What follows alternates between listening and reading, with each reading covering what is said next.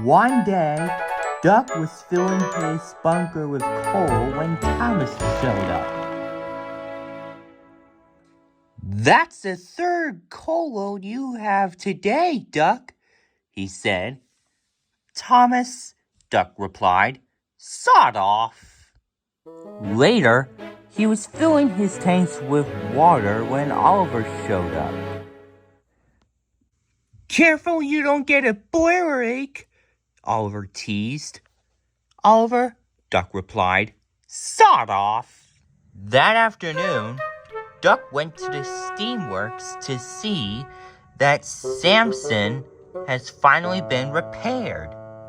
"What do you think, Duck?" Samson asked. "I think you look splendid," Duck replied. "Now I will show Thomas and Oliver that you've been repaired." That evening, he told Thomas and Oliver about Samson. "Is this true?" Thomas asked.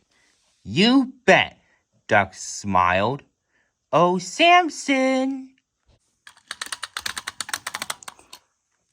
Hello? "Oh no, this can't be happening. Maybe I should change everything." "Here are your coaches, Edward." "Huh?" "And let me pull the express for a change. I'm going to change everything."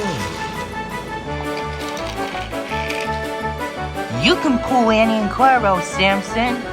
I'm going to shunt some freight cars in the yard. I'm going to change everything." "Thomas, I had enough of your nonsense." "Okay, Rusty, it's time for me to fill with oil."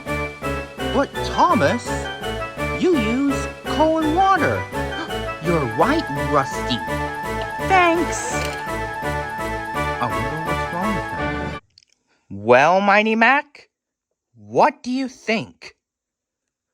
"We appreciate your work, Thomas, but we're very happy at Scarwelly Railway." "Oh." "Yeah, Sir Topham Hatt says that you've been causing confusion and delay today." "Really?" "Exactly. I do not tolerate this behavior on my railway. If you're not going to work on your branch line, then you will stay in your shed." "Fine, sir. I will." "I don't mind staying in this shed forever and ever. Let Sir Topham Hatt change everything. He can have Northwestern Railway as silly as he likes for all I care."